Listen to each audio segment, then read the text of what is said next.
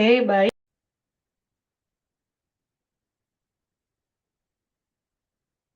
Oke, selanjutnya masuk ke dalam sesi ketiga, yaitu terkait dengan eh, perencanaan menu dan peluang usaha pangan kreatif KWT.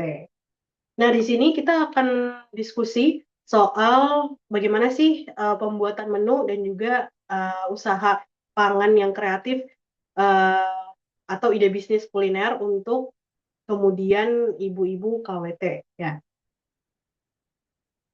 Nah, lagi-lagi kita mulai dengan sebuah pertanyaan ibu-ibu semuanya. Kira-kira nih, faktor utama konsumen memilih produk olahan makanan sehat dibandingkan dengan pasar grosir biasanya tuh apa? Nah, biasanya itu karena ada jaminan kesegaran dan juga kebersihan pangan organik. Jadi, konsumen modern saat ini lebih banyak nih membayar harga yang lebih tinggi untuk sayur dan cemilan yang kemudian lebih segar, lebih higienis, dan juga diolah dengan minim bahan kimia buatan. Gitu. Jadi kita akan banyak bahas soal terkait dengan bisnis. Nah, yang pertama, seni menyiapkan bahan pangan atau food prep. Yang pertama adalah menghemat waktu masak pagi. Biasanya, memotong dan menaruh bahan sayur dan lauk ke wadah kedap udara setiap akhir pekan agar siap dimasak cepat. Nah, sebenarnya ini tergantung dari ibu-ibu semuanya sih.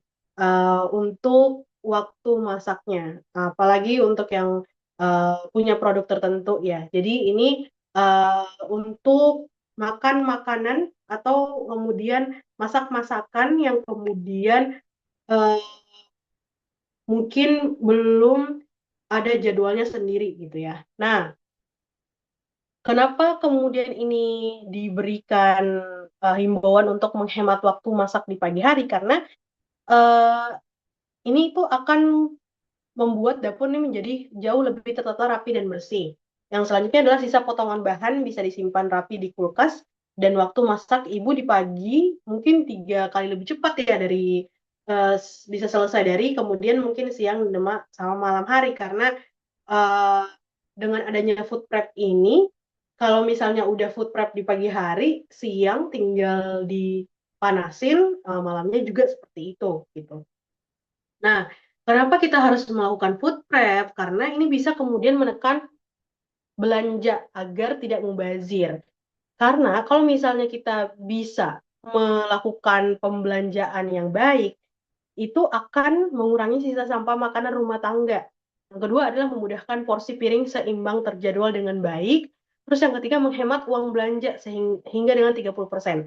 Apalagi kalau misalnya ibu-ibu semuanya melakukan food prep, itu berdasarkan makanan yang kemudian ibu-ibu sudah rencanakan sebelumnya. Jadi eh, tidak ada lagi food waste atau makanan yang tersisa. Nah, ini contoh jadwal menu sehat untuk mingguan. Misalnya untuk Senin, bubur jagung sehat. Nah, ini simple bertenaga. Memang biasanya kita harapannya itu disimpan di sarapan pagi gitu ya. Karena semuanya dimulai dari pagi hari. Biasanya anak-anak sekolah di pagi hari. Kemudian beberapa kegiatan juga dilakukan di pagi hari. Nah, untuk makan siang ini diharapkan yang padat akan serat. Kenapa? Karena pada saat makan siang ini porsi makanan sudah sangat cukup banyak sekali dibandingkan dengan pagi dan juga malam, sehingga bisa akan lebih banyak serat yang masuk atau apa namanya bisa direncanakan masuk gitu ya. Jadi kalau misalnya sudah tidak terlalu banyak serat di pagi hari itu bisa ditambahkan di makan siang karena memang harapannya ada asupan serat yang banyak di siang hari. Lalu seperti apa makan malamnya? Makan malamnya ini lebih kepada hampir sama dengan makan siang, tetapi dibuat lebih ringan karena biasanya apalagi khususnya untuk anak-anak ya tidak terlalu suka berkali-kali makanan yang sama gitu. Jadi untuk yang makan malam, kalau misalnya masih ada makan siang, bisa dilakukan lagi penumisan, kemudian juga bisa dibuat makanan yang simpel-simpel aja gitu. Karena memang yang paling banyak energi yang paling banyak atau biasanya kita pada para ahli gizi ini memberikan eh, apa namanya jadwal makan yang paling banyak itu di siang hari. Nah, ini adalah bisnis olahan. Misalnya untuk yang menghasilkan sayur-sayuran ini kemudian bisa paket sayur siap masak gitu ya.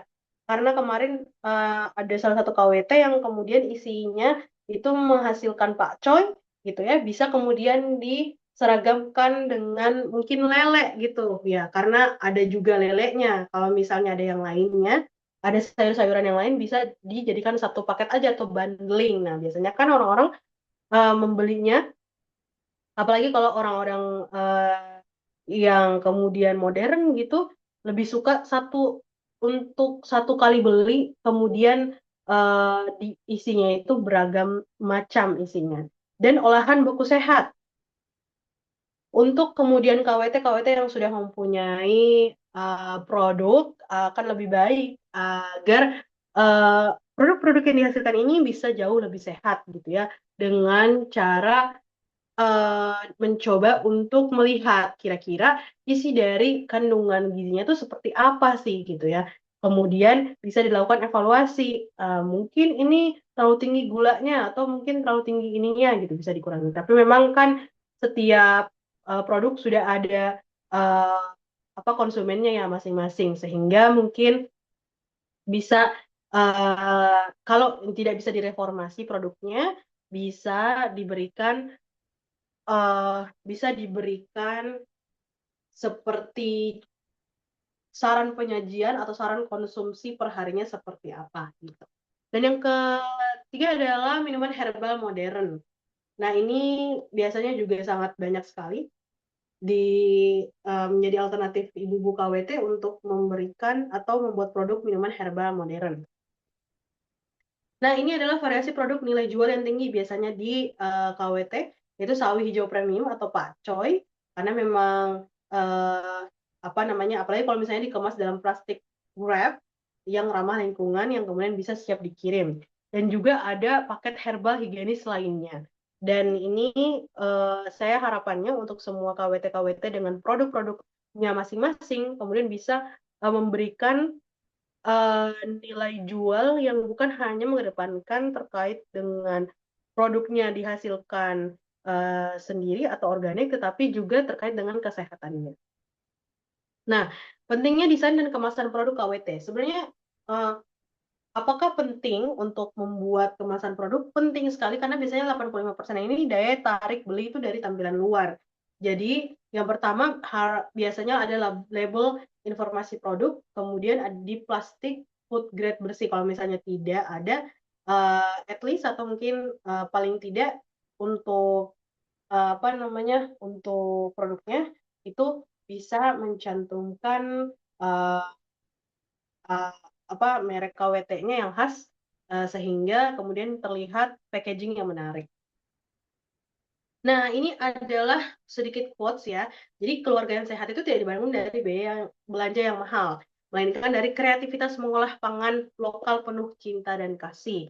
Jadi harapannya semua ibu-ibu KWT bisa kemudian pelajari lagi sesi 1 dan sesi 2 hingga dengan sesi 3 ini untuk hidup lebih sehat lagi karena dengan mengolah makanan dengan baik, kemudian juga memperbaiki produk-produk yang dihasilkan lebih mengarah kepada kesehatan itu bisa jauh lebih baik dan juga bukan hanya soal pribadi ya, tapi juga kesehatan keluarga. Mungkin itu aja pelatihan kita dengan apa namanya 3 sesi ini. Terima kasih banyak ibu-ibu KWT semuanya. Sekali lagi terima kasih banyak. Sekali lagi terima kasih banyak ya. Mohon maaf untuk sesi 3 ini juga nggak bisa kelihatan videonya gitu ya. Eh, Jangan lupa untuk dituliskan atau diisi post testnya. Terima kasih banyak. Assalamualaikum warahmatullahi wabarakatuh.